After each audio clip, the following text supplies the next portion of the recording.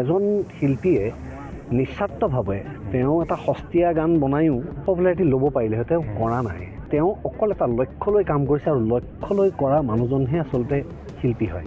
আজিৰ দিনত য'ত সস্তীয়া ফেচবুকৰ বাতৰিবিলাকে শিৰোনাম বুটলিবলৈ সক্ষম হয়, তাত তেওঁলোক প্ৰচাৰৰ পৰা বহুত দূৰত থাকে। তেওঁলোকে সেই পপুলাৰিটি পোৱা নাই। ময়ো নিজকে কিন্তু তথাপিও দোষী অনুভৱ কৰিছোঁ যে মৃত্যুৰ আগলৈকে ৰাজীৱ শদিয়াৰ বিষয়ে মই সিমান নাজানিছিলোঁ। বিতৰ্ক সৃষ্টি কৰোঁ বুলিলে ময়ো এতিয়া কিবা এটা কথা কৈ দিলে বিতৰ্কই হ'ব, কিন্তু বিতৰ্কৰ সৃষ্টি নকৰি আমি যিটো মুখ্য আমাৰ ছাবজেক্ট, যিটো মূল উদ্দেশ্য লৈ আমি কথা পাতিছোঁ যে আজি ৰাজীৱ শদিয়াৰ বিয়োগৰ যিটো দুখ আমি পাইছোঁ, তাত আমি যদি ভালকৈ চিন্তা কৰিবলৈ চাওঁ যে তেওঁ প্ৰসাৰ বিমুখ এজন ব্যক্তি, এজন শিল্পী, যিয়ে সদায় এই অপসংস্কৃতি অসমীয়া ভাষাটোৰ যিটো আমি শংকাত থাকোঁ যে হেৰাই যাব নেকি, সেই কথাটো লৈ জাতিটোৰ হৈ তেওঁ গান গাই আহিলে আজি অতদিনে।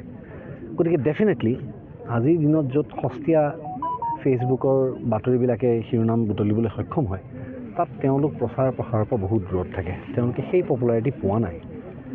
মোৰ দুখ লাগিছে আজি এইটো কথাত যে আমি এজন শিল্পীক হেৰুৱালোঁ আমাৰ মাজৰ পৰা, আৰু ইমান কম বয়সতে তেওঁ আমাক এৰি থৈ গুচি গ'ল। মোৰ সাংঘাতিক দুখ লাগিছে, আৰু তাতোকৈ বেছি মই নিজকে আচলতে অলপমান দোষী অনুভৱ কৰিছোঁ যে মই বাৰু ফেচবুক বৰ চাই থকা মানুহ নহয়, ছ'চিয়েল মিডিয়াৰ লগত বৰ টাচত নাথাকোঁ। আপোনালোকে মোৰ প্ৰফাইলকেইটা দেখিলেও গম পাব যে মই কেতিয়াবা দুমাহৰ মূৰত এটা প'ষ্ট দিওঁ, তাকো কিবা এটা দিবলগীয়া থাকিলে, ক'বলগীয়া থাকিলে, নহ'লে এই যে নিয়মীয়াভাৱে যে দুটাকৈ প'ষ্ট ডেইলি দিব লাগে ফলোৱাৰ বঢ়াবলৈ, সেই কামটো মই আজিলৈকে কৰিব পৰা নাই।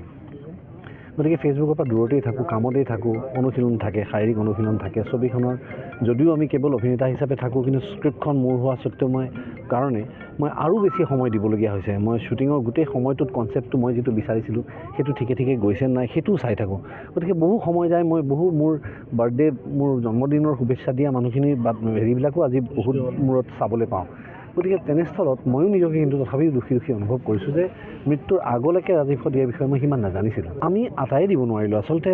সেই ক্ষেত্ৰত আমি আটাই দোষী, আৰু আমি আটাই আচলতে আজি এই যে আমাৰ যিটো লছ হৈছে, এই লছটো কিন্তু গোটেই জাতিটোৰ লছ। কাৰণ এজন শিল্পীয়ে নিস্বাৰ্থভাৱে তেওঁ এটা সস্তীয়া গান বনায়ো পপুলাৰিটি ল'ব পাৰিলে হয়, তেওঁ কৰা নাই। তেওঁ অকল এটা লক্ষ্য লৈ কাম কৰিছে, আৰু লক্ষ্য লৈ কৰা মানুহজনহে আচলতে শিল্পী হয়। কিংবদন্তি কোনোবাই হওঁ বুলিলে হ'ব নোৱাৰে আচলতে। লেগেচি এৰি যাব লাগিব, তেতিয়াহে লেজেণ্ড হ'ব পাৰে। গতিকে তেওঁ লেগেচি এৰি থৈ গৈছে। গতিকে তেওঁৰ মৃত্যুত মই গভীৰ শোক প্ৰকাশ কৰিছোঁ, আৰু মই নিজকেও ইয়াৰ মাজত মই দোষী পাইছোঁ যে ময়ো তেখেতৰ বিষয়ে বৰ নাজানিলোঁ, আচলতে গম নাপালোঁ।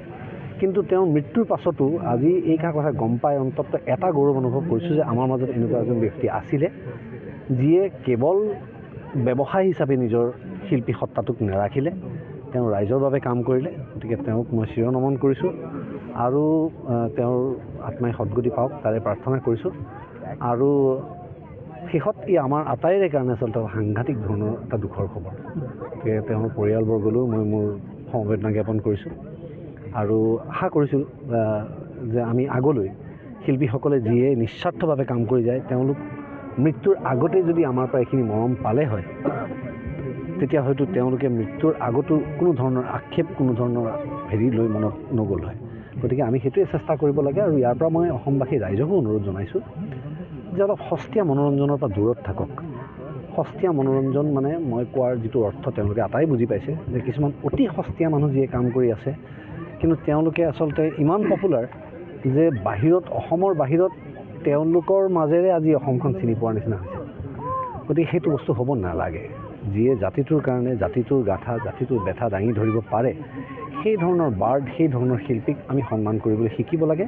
আৰু জীয়াই থকা অৱস্থাতে যদি আমি এইকণ সন্মান দিওঁ, তেতিয়াহ'লে হয়তো তেওঁলোকেও নিজৰ আৰু বহু বেলেগ ধৰণেকৈ নিজৰ কেয়াৰ ল'লে হয়, ভালে থাকিলে হয়।